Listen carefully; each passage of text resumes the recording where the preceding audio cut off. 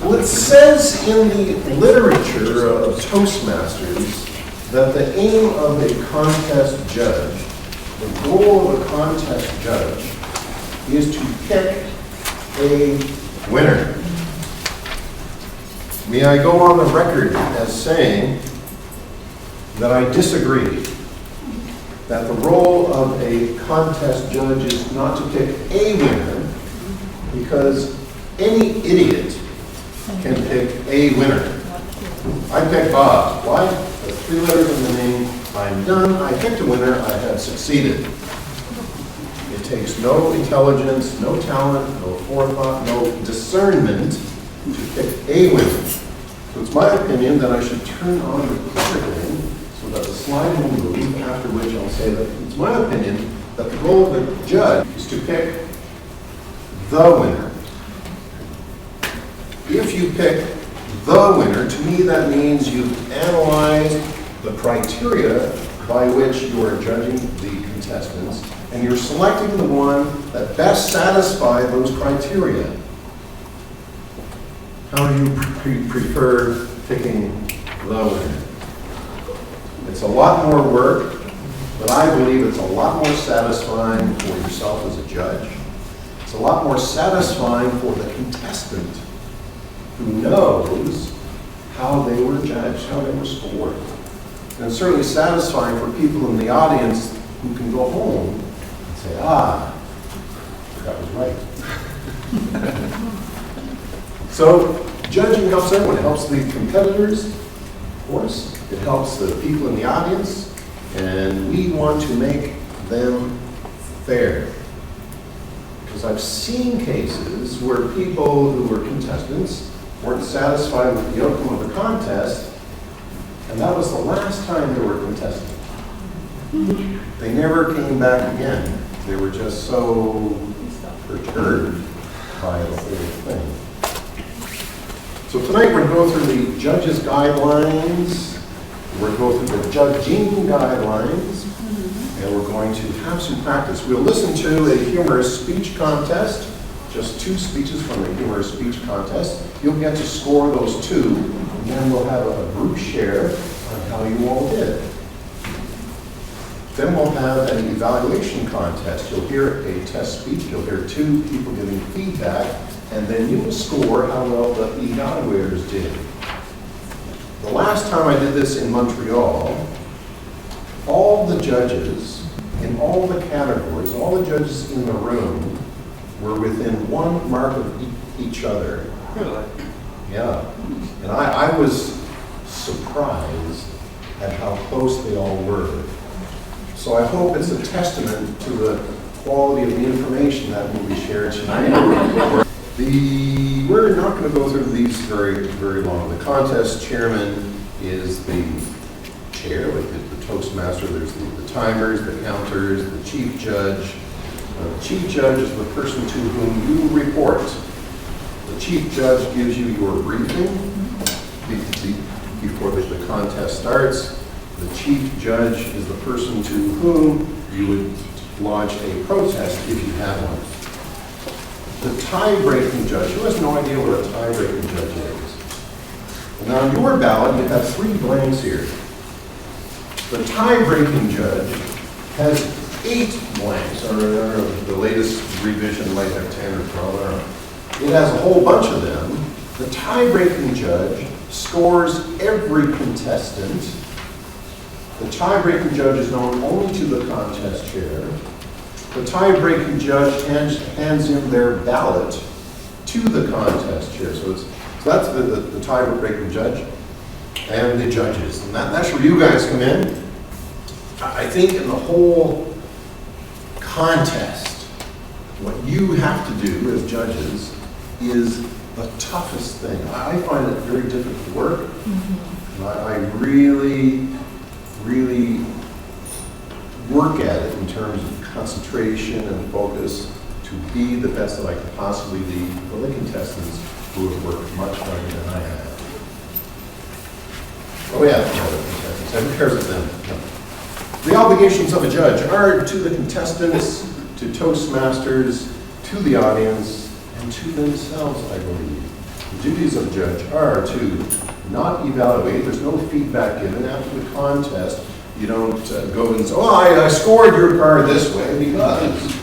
Yeah, I let you know that. If you improve some of these things, you'll be much better in the contest. I believe, as I said, is to pick the winner. That's the hard part. Confidentiality after the contest. Don't share with other people what's going on. And that's one of the things that we do. The code of ethics to avoid bias. We need to know what biases are. There's quite a few biases that can happen in the contest, such as you like a particular kind of speech. How many of you have had pets at home? Cats. Yes. When you hear a speech about cats, what happens to your heart? You have to park it. You have to tell the heart to slow down. You have to concentrate on how well that person assembled that speech and communicated it. How about if the person's from your own club? Never. Is your chance to get even? Is that a bias? Yeah, well, depending on the level of contest, you won't be judging someone who's in your club. I had an occasion one time where someone who I was coaching was in a contest and they made it to the area, it might have been the division level, and they asked me if I could judge. And I said no. Why do you think I said no? You weren't in What was the bias? You weren't in school. I have no ego ties to anyone who I've coached. So what else was it? You knew the person. What's the conflict then? You were Your the wife. I have no problems marking that person last whatsoever. My ethics would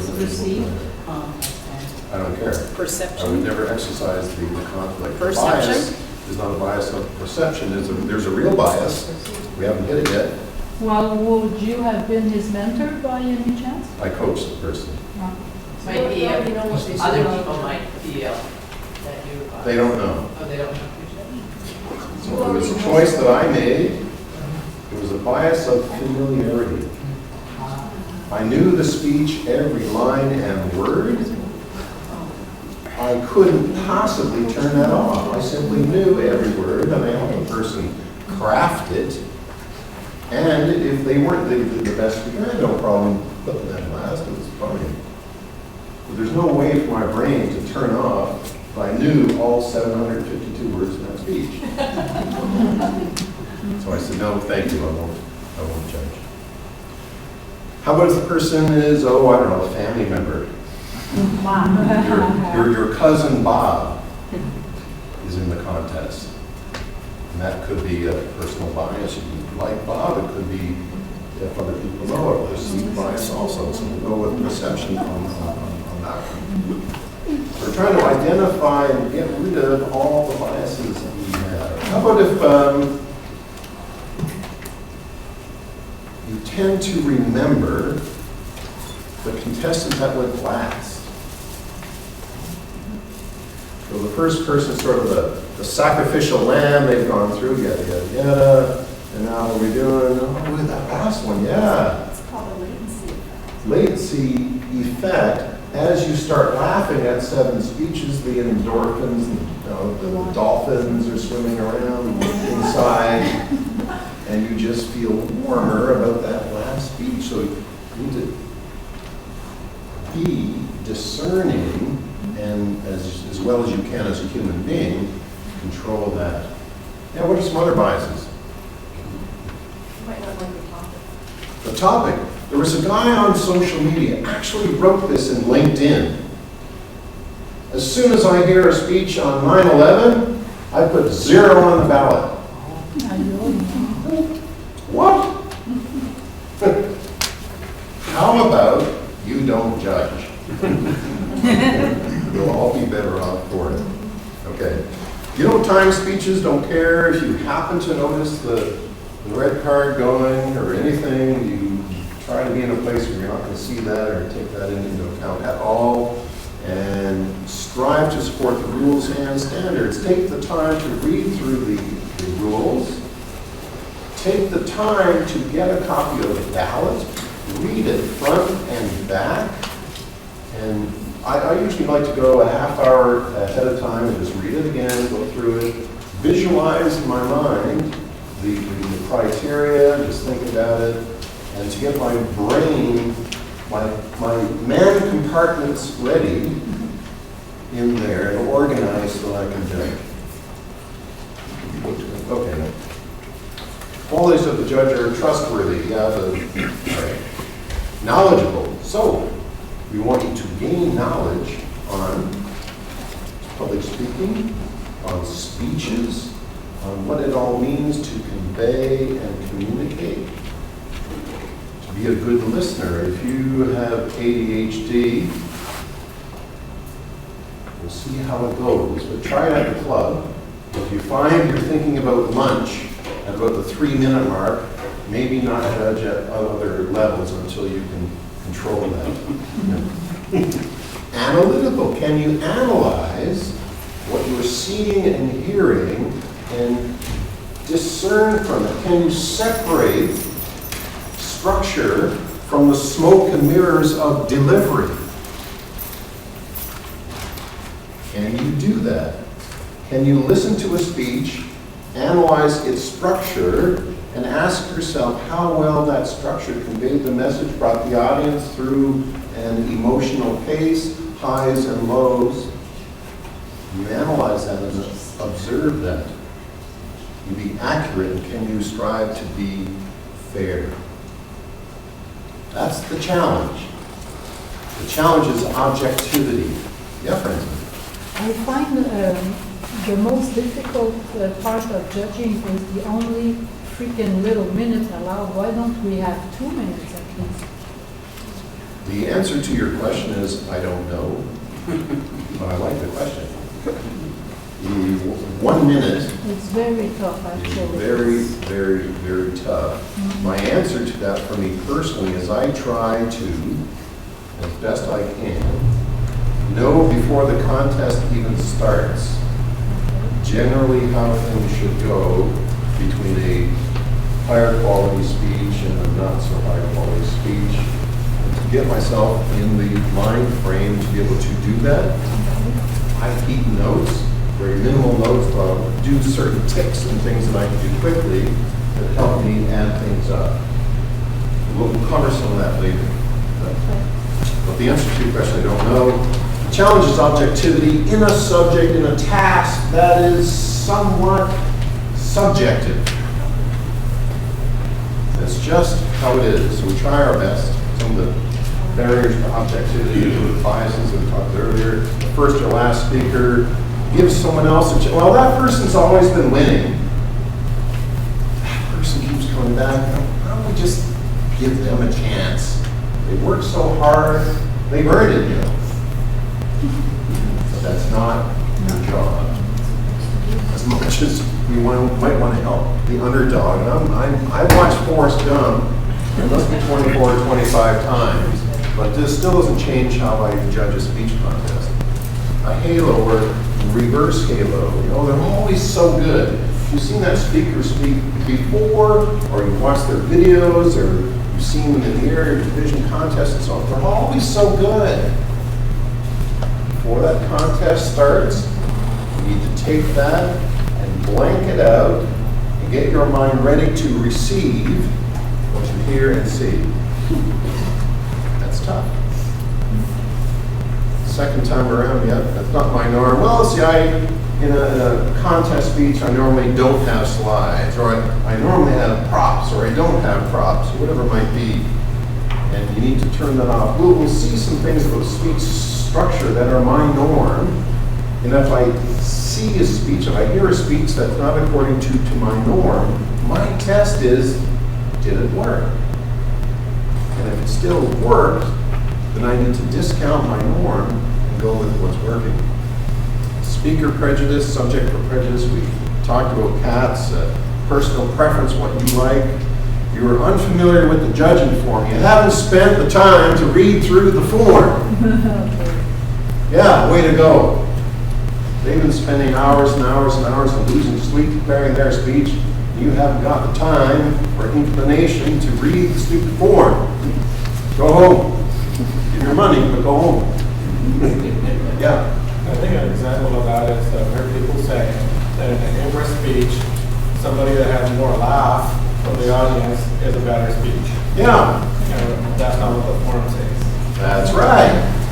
In the humorous speech contest, it could be the speech that wasn't the funniest that wins.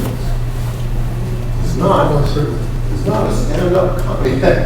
Thank you for the correction. It is not the most humorous speech that should win necessarily. So if you can't be objective, if you can't get around it, what I say is don't judge. What I also say is practice at the club.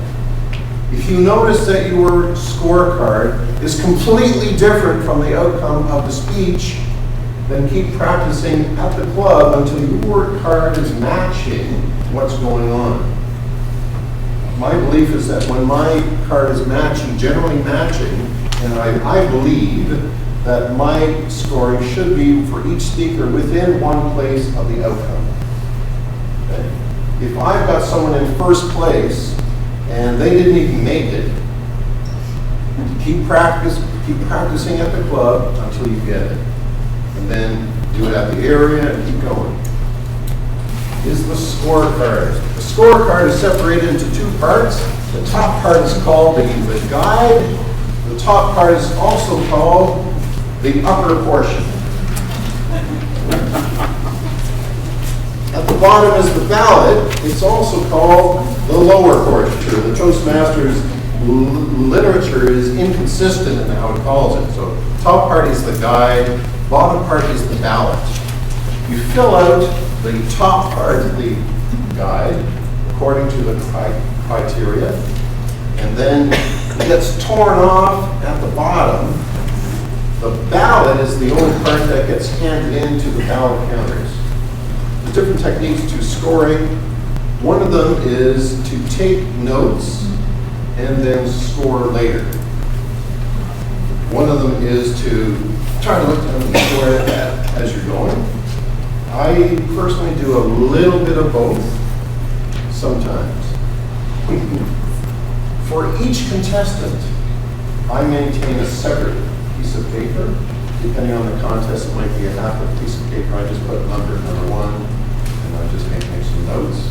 Because I care less about who it is than about what you're doing. Absolute scoring means to score according to the marks that are in each of the scoring ranges. Relative scoring, in relative scoring, you're saying, I will score the same way. In each of the ranges, it'll be right, but I'm scoring relative to the other person in that category. Now, I don't do that. I just think that'd be too confusing, but I'm just presenting to you as a way to do it. I go for absolute scoring. What does it mean to get 20 out of 20? What does it mean to get 10 out of 20? I find that easy. Pluses and minuses. Some people will put in their notes, will put pluses, minuses, or they'll put it on the scorecard in the category, so that if they have a tie at the end of the contest, they can go back and look for their pluses and minuses. And, oh yeah, okay, so drop that one down. Okay, so that person won. Yep. Right to left means they will put, see where it says the 10th contestant in the guide? So it's contestant number 1 going left to right to contestant number 10. Some people will put contestant number 1 in the 10th column. As each contestant speaks, they will fold it over and hide it. And the theory is that they would mark each person fresh. Yep. They wouldn't want the scores that they mark for the other people in the category to influence them. So if that helps you, do that. For the humorous contest, I do keep count of the number of laughs and the intensity of the laughs. In the evaluation contest, I will keep count of how many actual pieces of feedback the person gives. You'll notice people talking about speaking, but it's not about that speaker. They will talk about how important things are, and this and that, and how nice it is to have this and that, but there's no feedback happening. So I'll keep account of how many actual bits of feedback someone gives. First you talk about your little doggy, then you talk about the pool, then you talked about school. No feedback has happened yet. They are recounting the speech. Now the speaker already knows their speech. You don't need to hear it again. So we need to hear feedback, actual feedback. I really liked your vocal variety.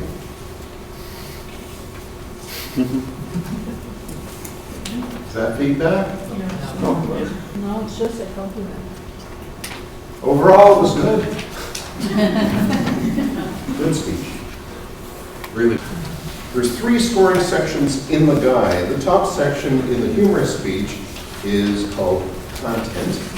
It says 55 marks. Speech development is 15.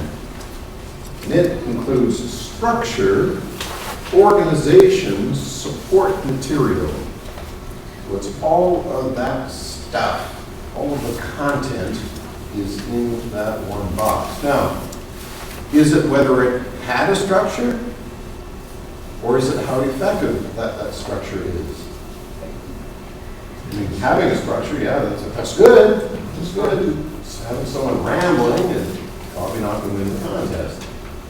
So analyzing the structure, asking yourself how well the structure chosen communicated the message for clarity.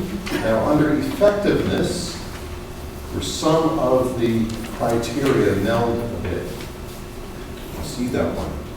The organization is the flow.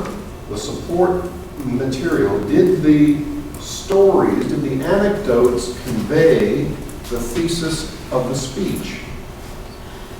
How clear were they? How poignant were they to the average person?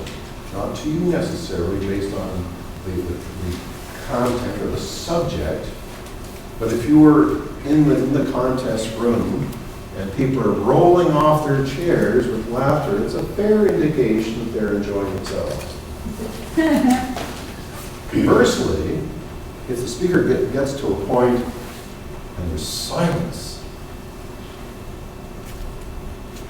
it's a fair indication that the audience is right there with them, so trying to see what's going on around you.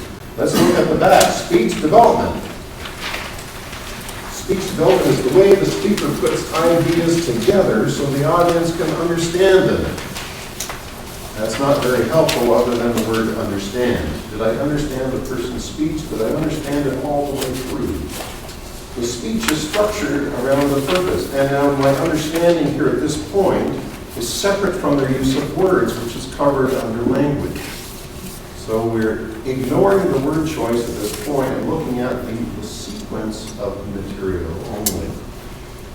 The speech is structured around a purpose. The purpose is, now in this case, now, how do you know in Toastmasters the phrase general purpose and specific purpose? At this point, it doesn't detail, so we're not very clear here. I assume they mean specific purpose. General purpose is to inform, to instruct, entertain, and persuade.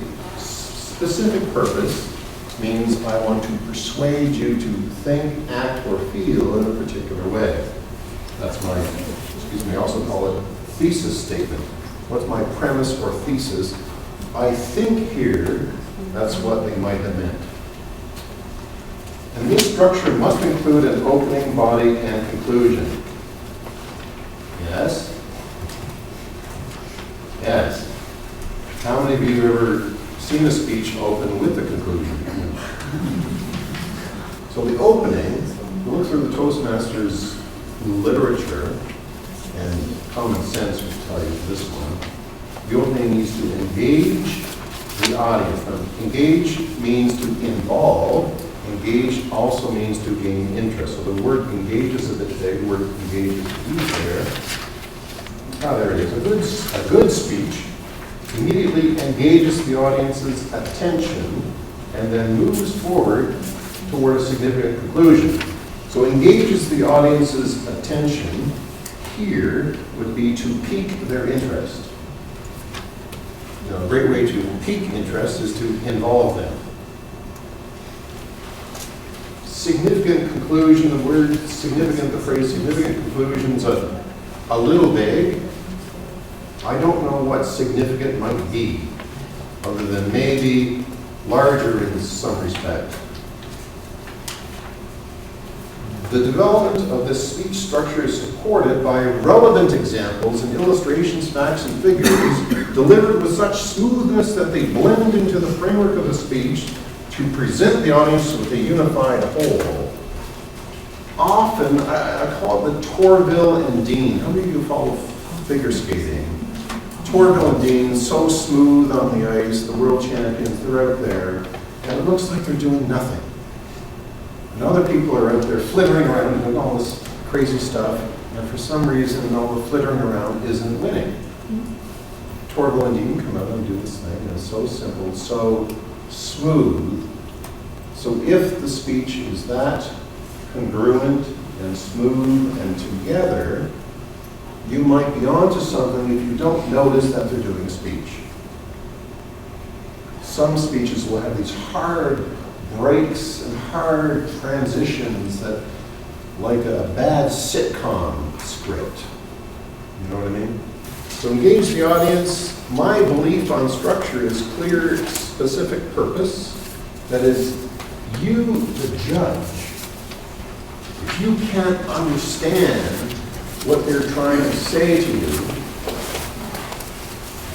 then maybe it's time to mark it. If you clearly understand and understand all the way through the whole talk, and it just flows together, and you understand, and you're not going, then the structure is clear. Sometimes in the opening we want to indicate the structure of the rest of the speech. Now here's how it's done badly. Two things in my life reminded me of how difficult life is. They were school and work. In school, that's doing it very badly. But doing it a little better might be through school and work, I learned that life is a difficult thing. So you're not being told, here's the map sentence necessarily, but yet, as you're listening, you understand that that's what's going to happen.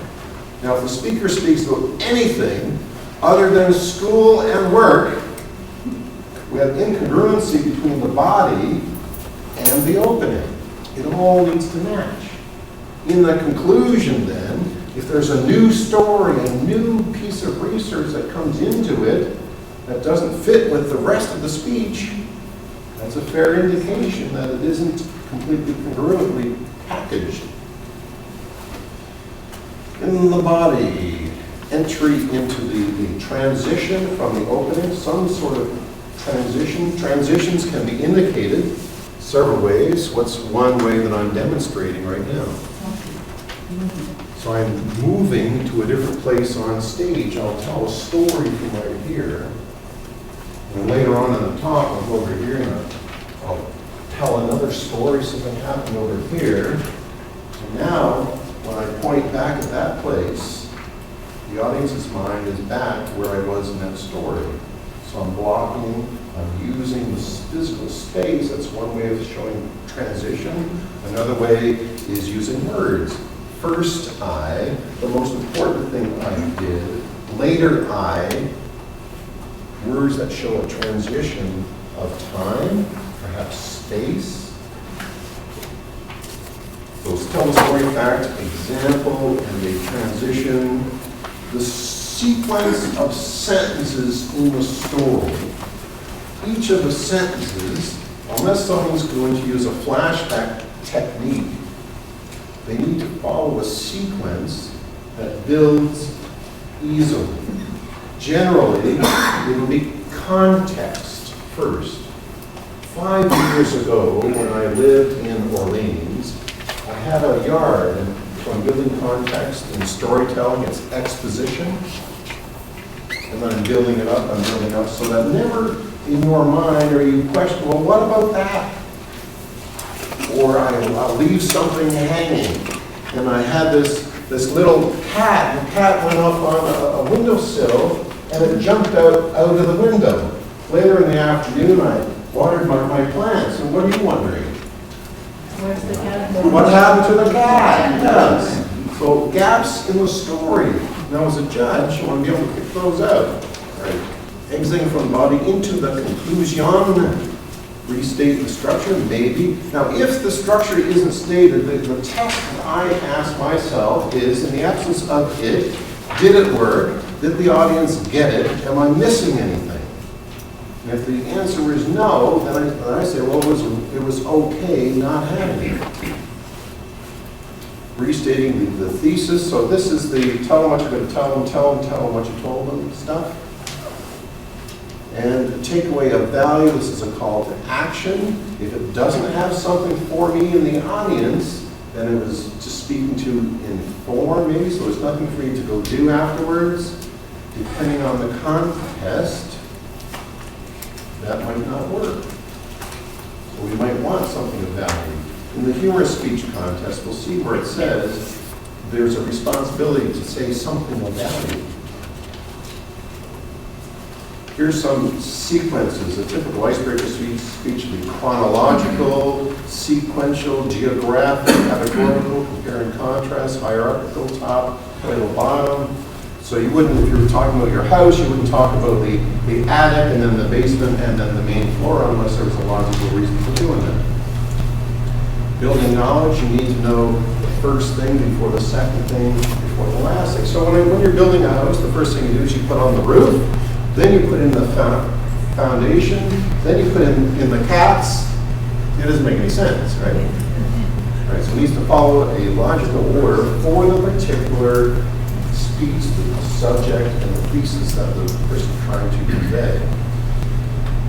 Variety of the content, speech relevant material, relevant to the thesis, smoothly presented, entry into the body, transition between stories, exit from the body, ideas building on each other,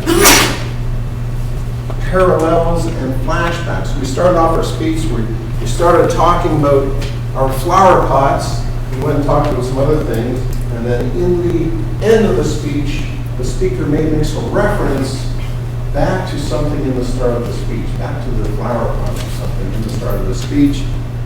And the test there is, does that reference back give you a satisfying feeling of completeness? When that happens, you should be able to go, yes. And it's obvious that the speech is now done. How many of you have heard speeches that are concluded more than once? Yes. They brought it into a nice landing, and then it starts off again. Yeah. Leave it on the ground. So in that case, the speaker just wasn't conscious of your emotional place and your place logically, and they just need to work on the sequence a little bit. All right, let's keep going. One of the things in the humorous speech contest is when someone tells a joke and the punch word is in the middle of a sentence and they continue talking to finish. Listen to the following. We encountered a tiger on our way down to the store. Versus, on our way down to the store, we encountered a tiger. You hear the difference there. What's the power word? Tiger. Where does it need to go? Right at the The punch. end of the sentence. So listen attentively and discern the sequence of the words in the lines and how the audience responds to them. Typically, if the word's in the middle of the sentence, the audience will respond lower or softer or not at all. At the end, listen to comments. They are masters at this stuff. Okay. Effectiveness is in part measured by the audience's reception. I'll go back to the guy first. Okay. Achievement of purpose, interest, reception. Over to the back page. Effectiveness is measured in part by the audience's reception of the speech.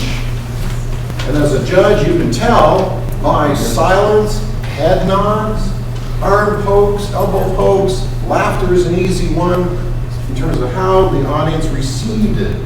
But a large part is your subjective judgment of how the speech came across.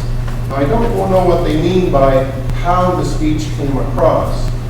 So I think it means clarity. I think it means, did I clearly understand their general purpose and the specific purpose? Did the illustrations cause me to have an emotional response to them, or did I notice that in the audience? So this category touches on other categories. If a person uses words that are bland and uninteresting,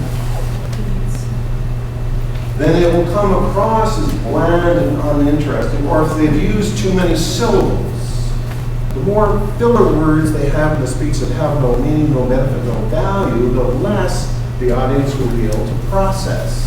If it sounds complicated, and it probably is complicated.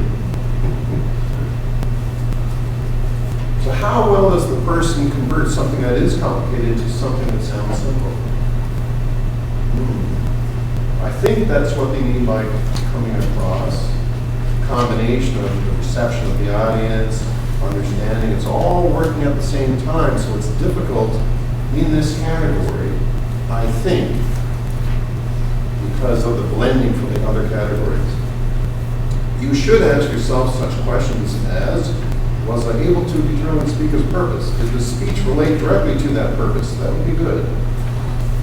Was the audience's interest held by the speaker? Was the speech subject appropriate for this particular audience? Now, as far as I can tell, our particular audience is Toastmasters.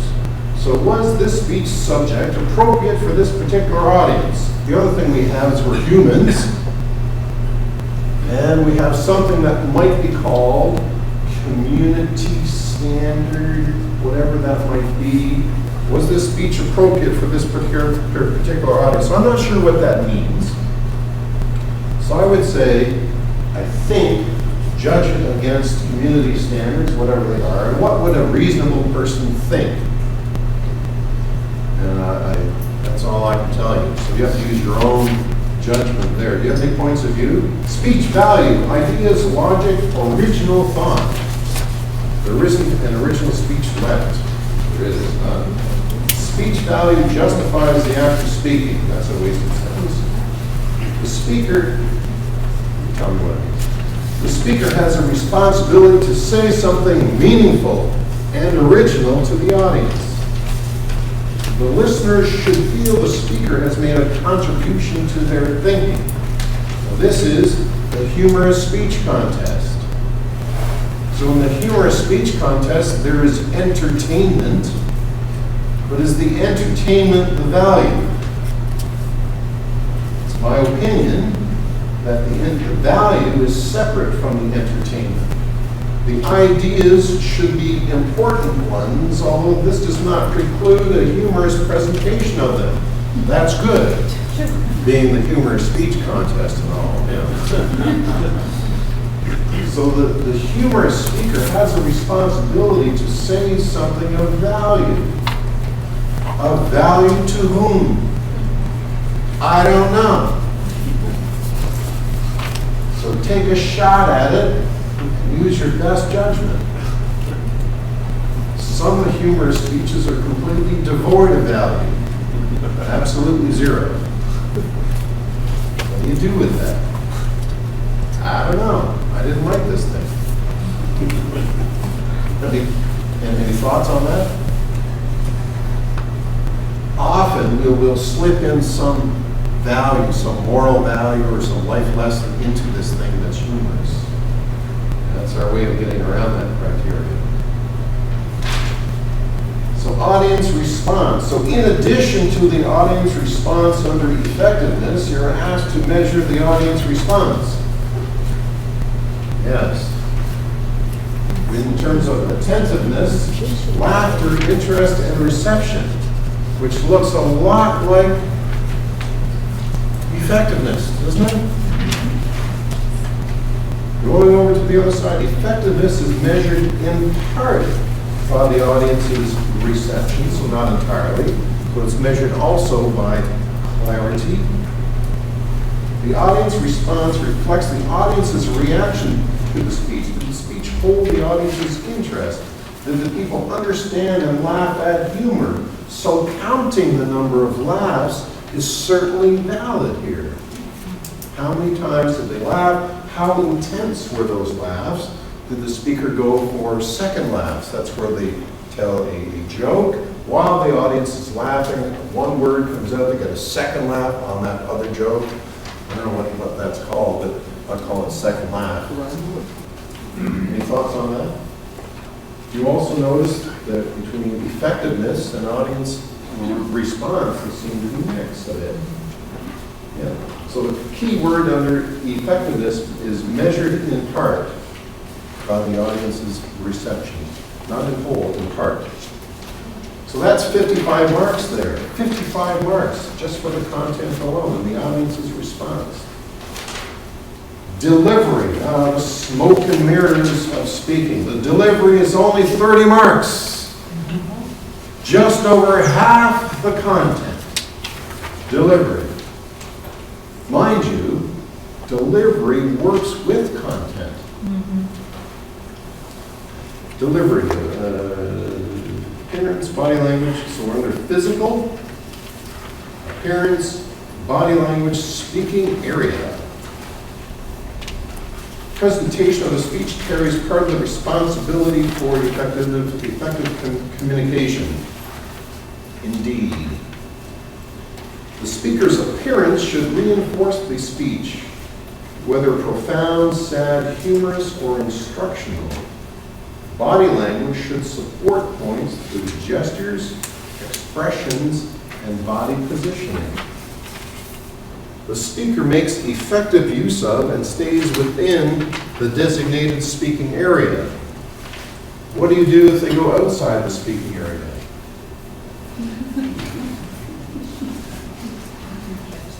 Do you disqualify them?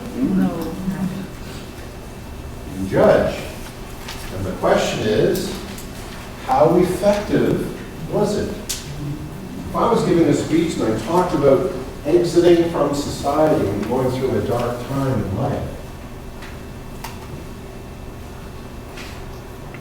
and I went out of the speaking area, symbolizing the thing that I've talked about, what do you do with that as a judge? Now, as a contestant, before the contest, I would ask for the speaking area to be expanded to include the area that I plan on using. But anyway, as a judge, if that didn't happen, you need to score it, and then your question is, what about it? And it's up to you to choose. The speaker's appearance should reinforce the speech, whether profound, sad, humorous, or instructional.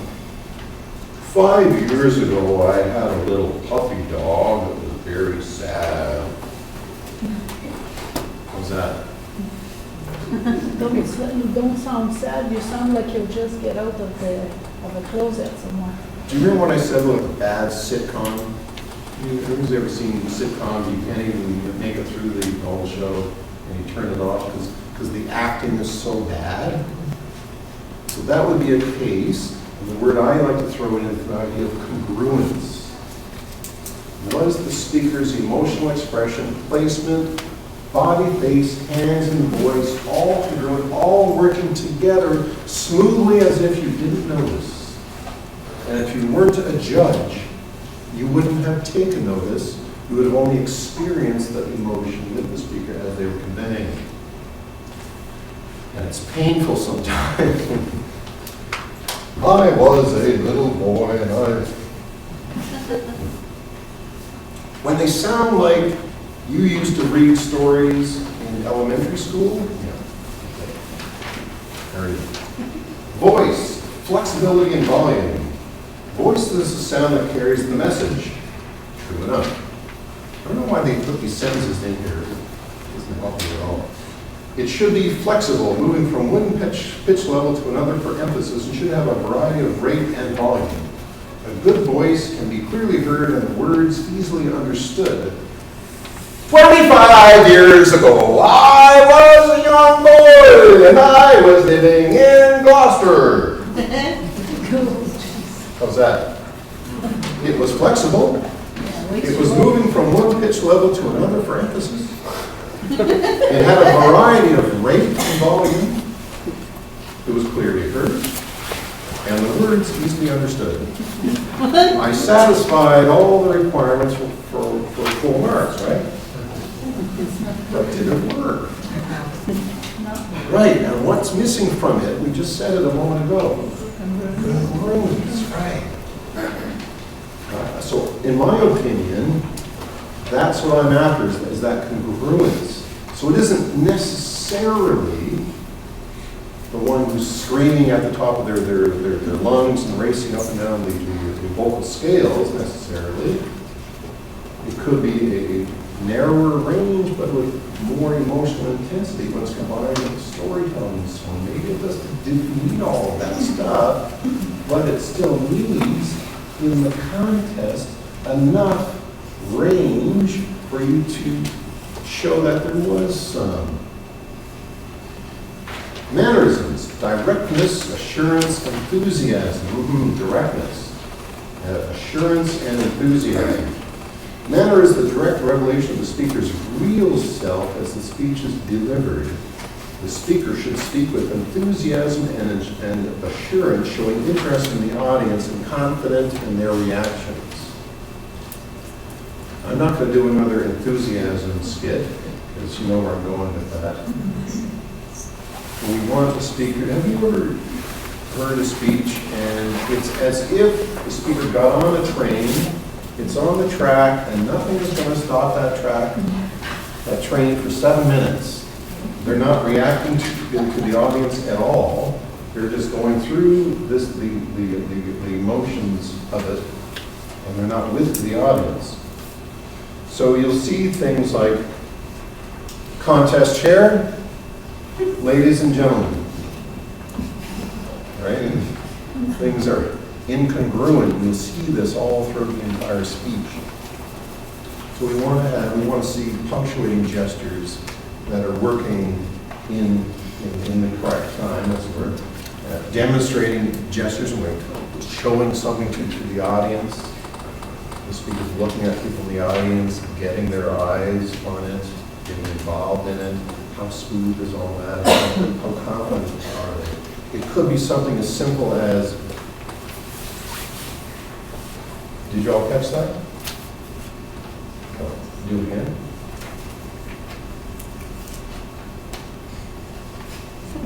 Did I do it the same twice? Close. What did I do?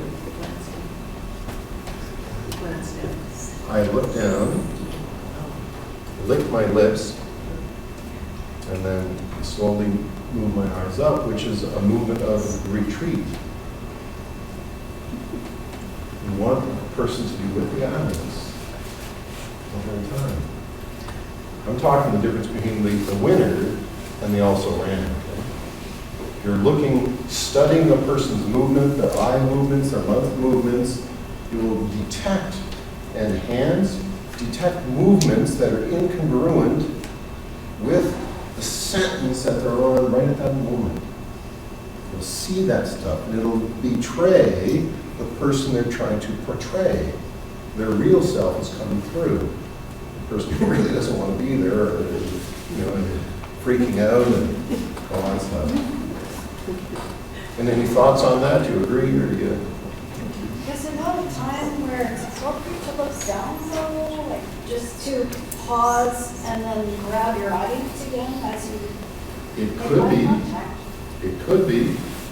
Observe it, and you ask yourself, is it working? it could be that looking down is symbolizing something, it means something. 5 years ago, I was working at a company and I got fired from my job.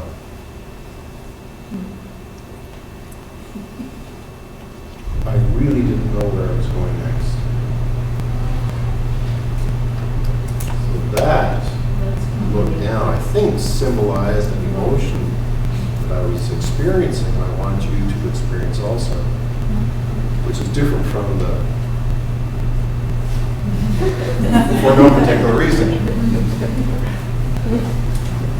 Observe and discern those things. On to language. 15 marks for language. And everyone, so we have a 10 and a 5, and everyone gets an 8 and a 4, right? Everyone gets an 8 and a 4, right? You judged it. 8s and 4s for everybody. Wrong! Appropriateness of language to the speech, purpose, and the audience. If you have a particular theme, not thesis, but theme, you might want to hear words around that theme. Yes, absolutely. It could be alliterations, it could be metaphors, and the question is, how effective are they? How clear are they? Are they working? Are they conveying? These are all student done.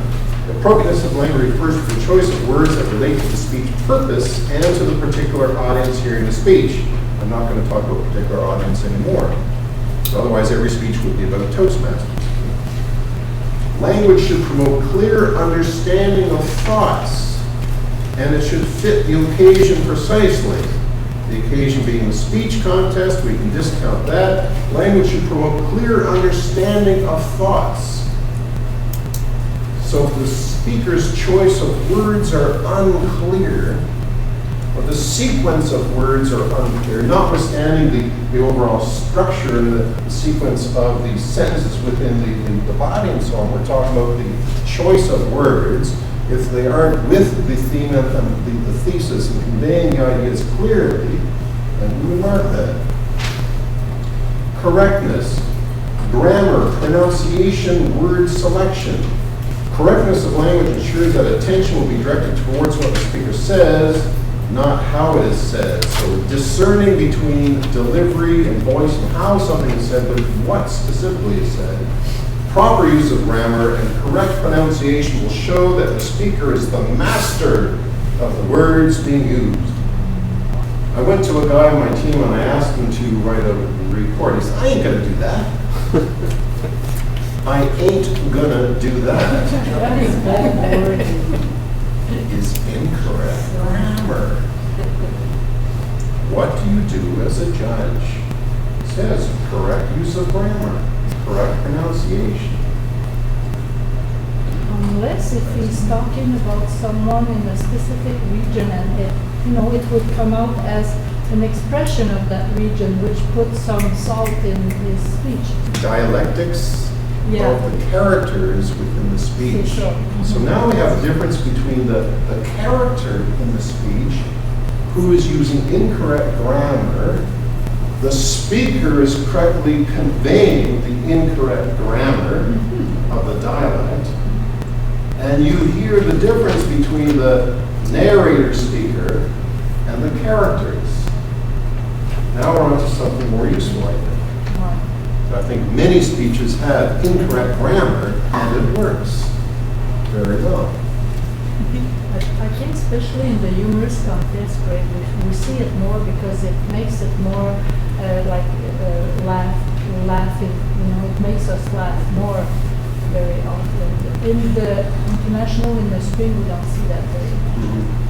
So you have that difference there, and you're able to discern that and ask and answer the question, what's its value? Sometimes you'll have a speaker who is doing a character, and there's no difference between the language or the sound and movement of the character and them. That's not right. Well, it isn't a matter of not right. It's a matter of how well does it work. Why? And what could they have done, and could they have done be that much better? You're kind of weighing that out, all within the 8 minutes you have to get this done. All in 1 minute, don't forget, Yes, all yes. in 1 minute. Correctness of grammar. Does anyone disagree with the idea of dialect and says, no, your grammar must be perfect all the time? Yes. Okay, good. Protests. Who at a speech contest can lodge a protest and for what? So let's do the who first. Who can lodge a protest? Judge can. Who else? Contestant can. And who do they lodge it with? Chief judge or contest chair.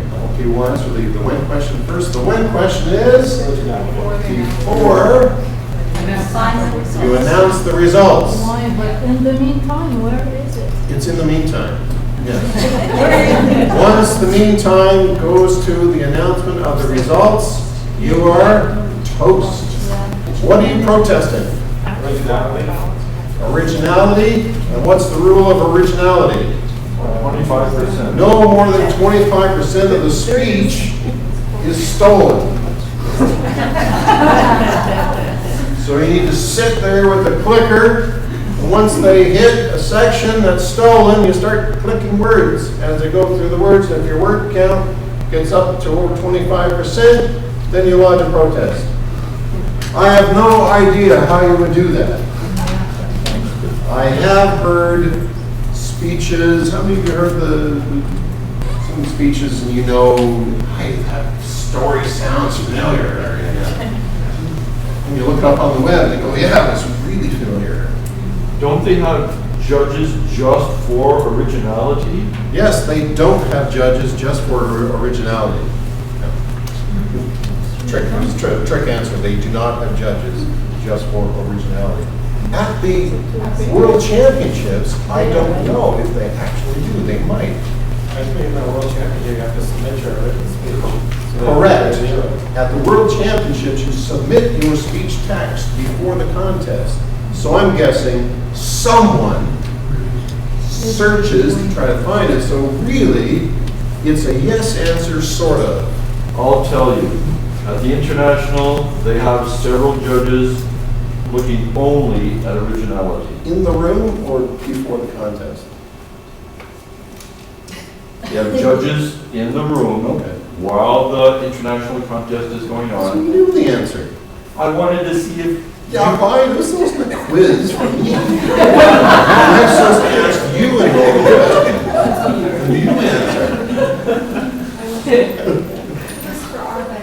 Yes, yes, very good. Good stuff. Just something to think about for those of you that have not judged or may be judging through the season.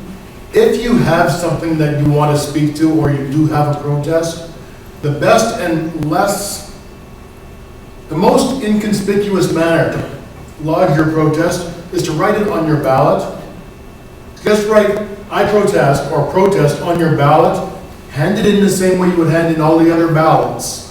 At that point, the chief judge would see it, and then they'll be able to act upon that and bring the judges together and look into the details at that point. But rather than halfway through a speech going, "Hey, that was wrong," that would totally be wrong.